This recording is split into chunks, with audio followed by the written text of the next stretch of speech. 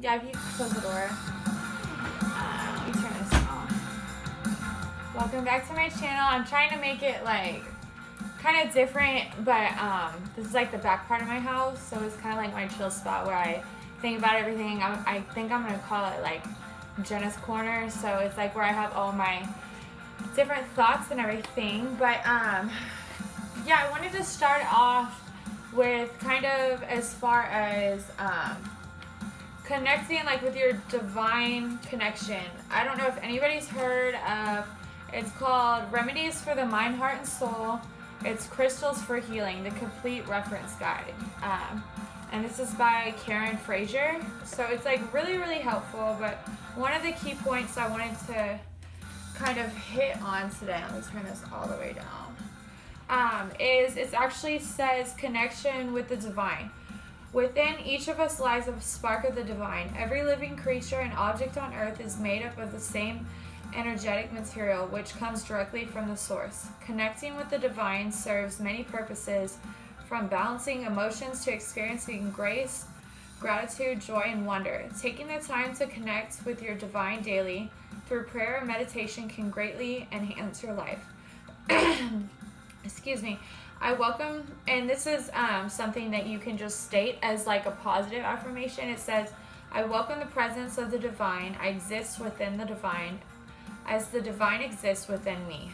And then here it kind of explains how you can, because if you're new to all this kind of stuff, it's really, really interesting and fascinating. But if you haven't ever done meditation or, you know, anything like that, this is kind of step by step how it explains this meditation to connect with the divine, your higher power, or God, you know, whatever you refer to him as. But it actually says sit quietly and comfortably, breathing normally, so just breathing in and out, and then ground and center yourself. Pretty much to ground myself, I envision, like I close my eyes and I envision like my feet like planting in the ground and like roots growing. That's my visualization. I don't even know how to say that word. Now visualize a white light coming from above and entering through your crown chakra, so that's right up here. Allow the white light to flow through your body and out of you, completely filling and enveloping in you. As you visualize, repeat the mantra. Sit within the white light for at least 10 minutes. Finish by grounding and centering again. So that was just kind of something. I mean, this book is so amazing. I want to hit on some other points some other time. But I do have a couple subjects that I wanted to talk about this time. I'm actually going to light a cigarette because it's not an easy subject to talk about. But I did have some things that I wanted to talk about as far as my opinion on it and everything. So hold on, let me light this. Yeah, by the way, this is like the back part of the house. So this is like my little area. So my son's asleep with my husband right now, so this is our little area back here. But anyways, I wanted to kind of talk about like different subjects that I feel people really had a disconnection with God, or you know, felt like it was too bad, or I'm not sure exactly how everybody feels, but I know that a lot of people have problems as far as like abortion and homosexuality, which is always a big deal, like for some reason, you know, the government or, you know, politics and stuff like that. I don't know why it's such a big ordeal, but, and I'm just going to give you my opinion, you know, I'm not saying I'm right or somebody's wrong or for what they believe. This is truly what I feel in my body is right, and, you know, what is, you know, how I feel about the whole situation. Well, I've met a lot of different kinds of people growing up and stuff, and like I do have friends that, you know, have had abortions, have chose adoption, have actually raised the kids, just all sorts of different viewpoints, you know. I do know that every person that I've come across that has had an abortion has felt really, really bad, deeply regretted it, you know, everything like that. Adoption, see, I've experienced with that because I had two that I actually placed for adoption, so that was a really, really tough one for me for a long time. As far as adoption, it was really, really pleasant for my son, not so pleasant with my daughter, so I can't say it's always the best decision for each person. But I do know that as far as,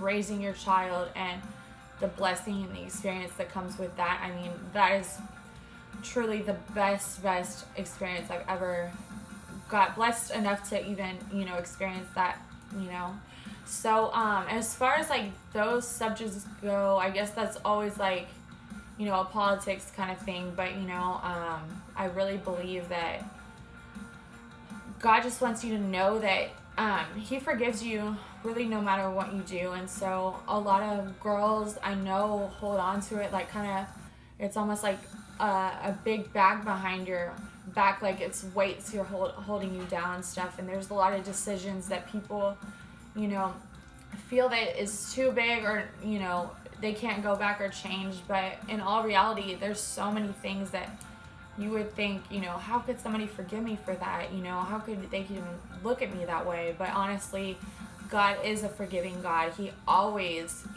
will never cease to amaze me with forgiveness as far as that, because, that is something that this year has just been amazing, being able to finally let all that crap go, and the stuff behind you. And as far as, I guess, homosexuality, that was another point I wanted to talk about. Because I'm going to be honest with y'all. I went through, I guess, like, growing up, I always, thought boys were cute and everything like that. But I actually went through a point in my life where I started questioning my sexuality and thought it was really, really bad for me, as, I felt like I was wrong, like something was wrong with me. And, but with experiences and different things that happened to me personally, I don't want to go all into that right now, but it just, I had like an anger and a hate toward, the men in general. I felt like they were all the same. And, I know God wants us to, prosper and repopulate and everything like that. And there's always a question like, well, Adam and Eve, not Adam and Steve, which I really believe, this is not, I'm not trying to be, because I love everybody just the same amount, but I really believe that, like, God does want it to be man and woman. But there's just one situation that I wanted to bring up that really, really was interesting to me, that I met somebody a while back. Because every person is different. Every person is born different. I met somebody. I will never forget her. I don't know if I should mention her name on here or, but she was born actually with both parts. And she actually made a book called Born This Way. It was really, really interesting because it was coming from a viewpoint of she was born both ways. She actually looked like a male. She talked, with a manly voice. She got married, or was getting married to this girl. Her whole life was just way different than you'd expect. But it's just like, it made me have a totally different viewpoint on as far as like what we need to do, or like, if it's wrong and everything. And my honest answer to this, what I truly believe, is that each person's walk with God, I do know that, there are right ways in life that, you're supposed to live by and everything, but there's always things where you can question, or, I'm just saying, for me personally, that's what happened with me. I never was, like a full-on, relationship or anything, but I was just curious. And I'm just letting you know that, like, there are, on either sex, male or female. I mean, since I'm a female, obviously I have a husband now and a child, but I just want everybody to know that when you think, like, what doesn't make sense, though, if you get raped or if something happens to you or something like that, which is a negative emotion, you're living your life in fear. You're holding on to this, like, aspect of your life where you're thinking that, all these people are all the same. And you really need to, or what you should realize is that there are so many people in this world that you would never expect. Like, I never expected to meet Ray, or, you know, in my life, I really just wasn't. I was getting out of a relationship. I wasn't, you know, in the mood really to even talk to anybody. And it was like he never ceased to amaze me. Like, you know, every different little thing like he did for me and showed me that he cared, you know. It was just, it was amazing, you know. And I'm not saying everything is perfect in life. Hold on, let me turn this thing off. It's beeping at me. Okay, it just died anyway. Oh. I'm not saying that like every person's like perfect, or, and you know, there's always, people are always gonna have different things going on, but I can assure you that, you know, I'm not saying, you know, live your life like this way or that way. I'm just saying that, like, God has told us like these commandments, or, you know, things to live by, and things we are set, you know, in place for a reason. But I'm just saying there is a lot more STD rates and like different things that are going up, you know, as far as AIDS. That was a big thing in Florida. There's a lot of people getting AIDS. And I actually had a friend who was she was married to this guy that I guess was incarcerated, and before he met her, I guess he had a whole different lifestyle, and pretty much they got married and he gave her HIV, and she has it, and I'm not sure if it passed to her kid or her kids or anything like that, but it's just, it's really sad. And just, that's why I think God said, you know, he's not like trying to like put a damper on anybody's parade, like, you know, get married and safe sex for marriage. But like, I really honestly believe that's why he put all that in place, because to avoid things that could hurt you. You know, you tell your kid don't run in the street, not because you want to be a controlling, you know, parent or anything. It's because you do not want them to get hit by a vehicle or something bad to happen. So, you know, that's why I think he honestly wanted, you know, us to go get married, and, you know, different things like that. And it's just, it's not heard of very many people waiting for marriage and stuff. You know, but that's not the point I'm trying to get at, is that, you know, as far as people, you know, loving each other and staying in a committed relationship, I know every relationship isn't perfect, you know, but if you feel like that person is the one, you know, and you love them more than anything, you're not going to just let something, an argument or something, just end y'all, you know. I mean, I truly believe that working through marriages and whatever you can to save the marriage. I know some things that, you know, it feels too big, or, you know, things like that. I understand there's different situations with every person, you know, but there's just a really high rate of divorce nowadays, and it's kind of sad, you know, because, like, you know, it doesn't just affect, you know, I was very blessed to have, you know, my mom and dad, you know, stay married the whole time till my mom passed away, and now I have an awesome stepmom and everything. You know, I'm really, really happy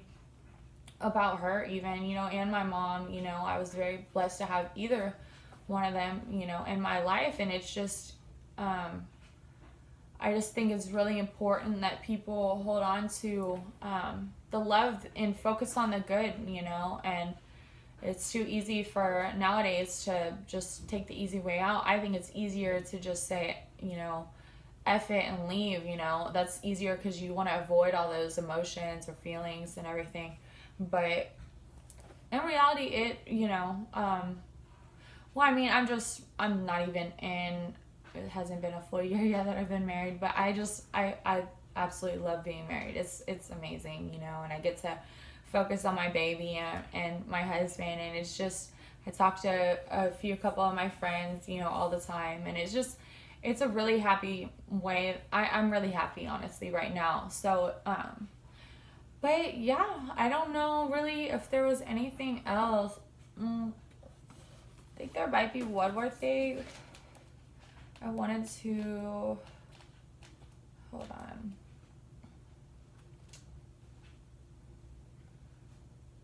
Okay.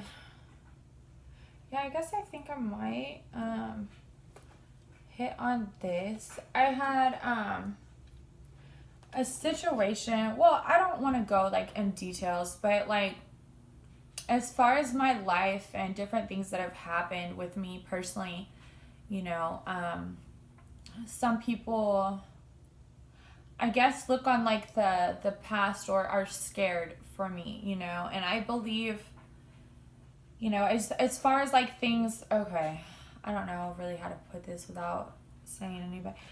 Okay, well, the subject I'm talking about is fear, and I really truly believe that fear is not of God, you know, and we are, like, as believers or people that, you know, love God and stuff, there's really no room to have fear in your life, because fear is not a good emotion. All it does, they're cousins to each other. There's fear, stress, like different things. There's a lot of different, you know, anxiety. They're all kind of entangled in the same thing. But what you need to realize is we were born to this world to not live by fear, but of pretty much with the courage, you know, to stand up and, you know, say, hey, you know, this is how I believe, or, you know, stand up for what you believe in, pretty much. You know, people always say that, but I'm going to read on this real quick. Fear is an instinctive survival response possessed by all living creatures. Sometimes fear can save your life because it activates the fight or flight response.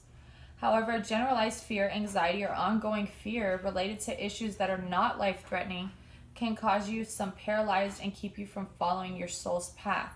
So, for instance, if you're always running by this fear, you're not living to your full capacity where you're supposed to really be going. Because if you're scared of everything, like there's some people, I've seen shows, it's really sad, like some people are scared to even go outside, or, you know, go even into a store, or normal things that you think, you know, are normal things that you're supposed to do or want to do. You know, we were born as, you know, creatures that are going to want, you know, social interaction or love and stuff like that. And so here's a positive affirmation. I follow my soul's path fearlessly.